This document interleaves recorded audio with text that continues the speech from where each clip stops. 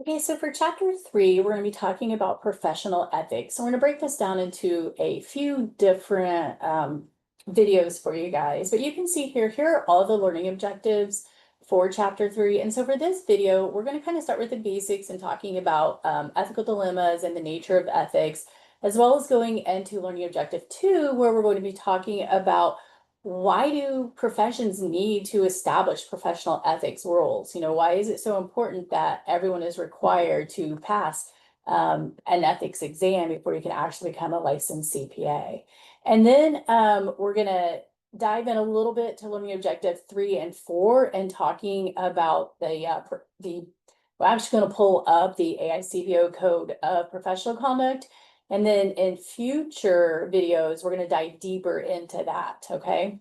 So let's just kind of start with what ethics are. If you were sitting in class and your instructor asked you to explain ethics and an ethical dilemma, the majority of you would be able to yourself say, yeah, I know what ethics are, I know what morals are and everything like that, but how could you actually define it? And then how does that play into the idea of what an ethical dilemma is? So we are often faced with ethical dilemmas in accounting, whether you're the auditor or whether you're preparing financial statements. So basically, it's a situation where you have two alternatives, but neither one is definitely wrong. In fact, generally they're both right.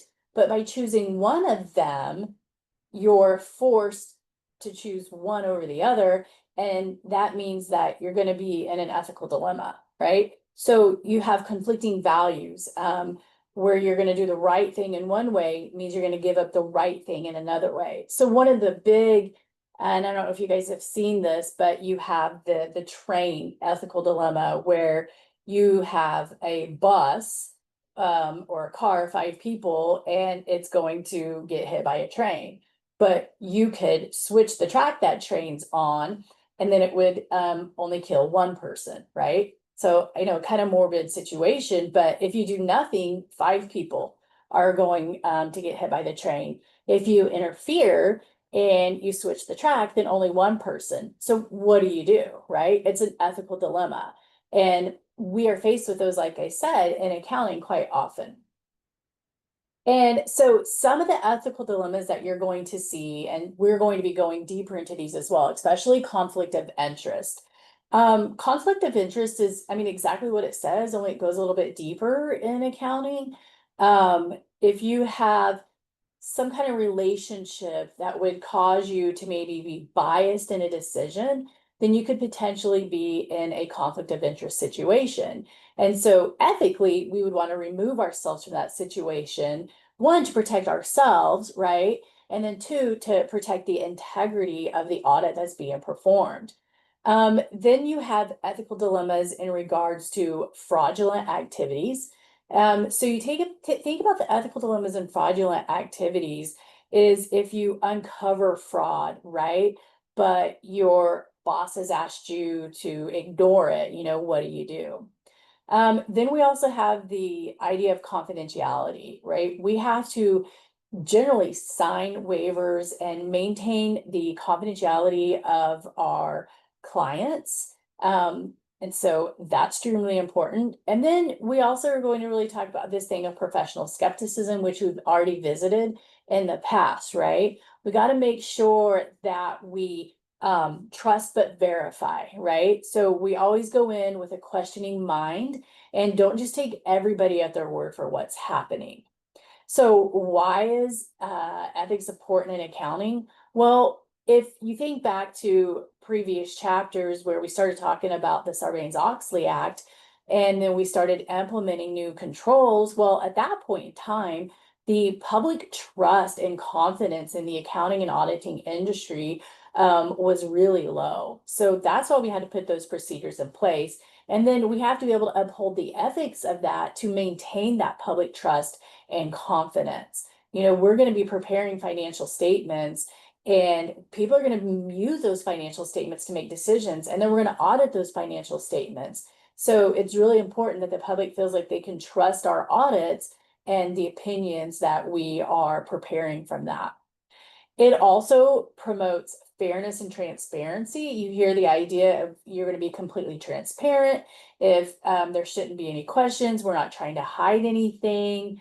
We also want to uphold our reputation, not just the reputation of the industry, but our firm's reputation. So if you look through history, there are firms, especially around the Sarbanes-Oxley Act, where their reputation was ruined.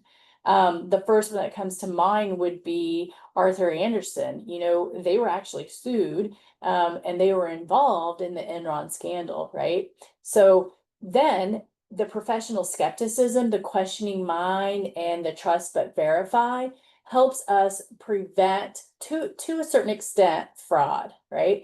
So having the ethics in mind as we are auditing financial statements, or even if we're preparing financial statements for our boss, we need to make sure that we're doing everything we can to audit and prepare and uphold our reputation and make sure that we're being fair across the board and we're not implementing any bias into our decisions.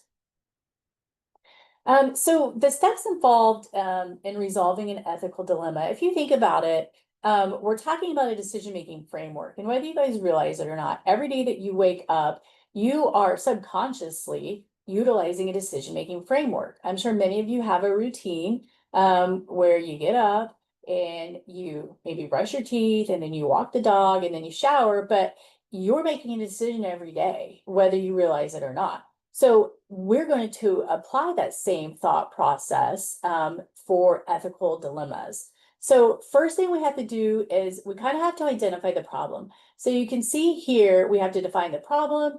Maybe we have to seek out opinions of others to kind of help us with this.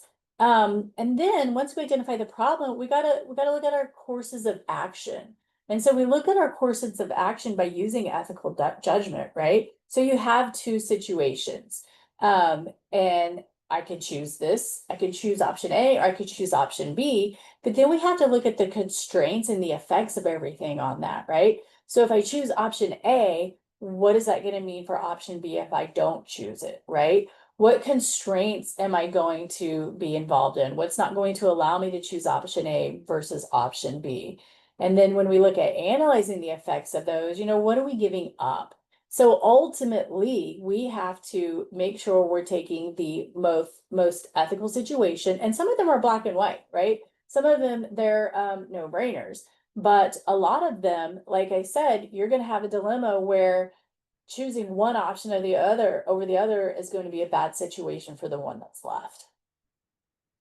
And so we have our code of professional conduct from the AICPA, and we're just going to mention it here, and then we're going to kind of dive into it in a little bit as well. So we're going to talk about how the code consists of all these principles, the overall framework. Okay, we're going to look at that.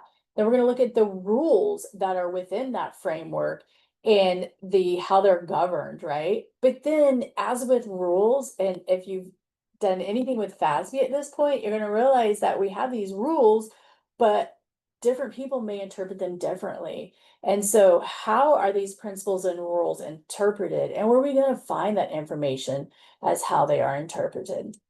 And so first, we're going to be looking at the preface. And then in a second video, we're going to be looking at the part 1. We will talk a little bit about parts 2 and parts 3, but for this class, we're really going to be looking at the preface and then part 1, okay? And so the preface is just about 36 pages where the code's just going to kind of give you an overview of the information that's in there. You're going to have a lot of definition of terms. It's going to talk about non-authoritative guidance. It's going to talk about new and revised. In fact, I'm going to go ahead and pull this up for you so you can kind of see, you know, what it looks like. So let me just get that pulled up here. Okay, and so we go in here, we have all this information here, but we're going to go click on this Code of Professional Conduct, and then down here you can actually download a PDF version of it, which is what we're going to look at. And so, like I said, it's like the first 36 pages. And so I'm just going to go here, we're going to look at the table of contents. So here's all the information from part 1.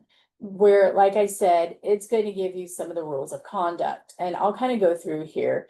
And then it's going to talk about definitions, public interest, integrity, objectivity, independence, due care. And we're going to talk more about those in a later video because they are a lot more in depth. But in this section, for instance, if I just go to objectivity and independence, it's just basically going to give you a basic definition. But we're going to dive a little bit deeper, and we're going to look a little bit deeper into the principles of that as well. So make sure you check back for the next video that dives quite a bit deeper into this.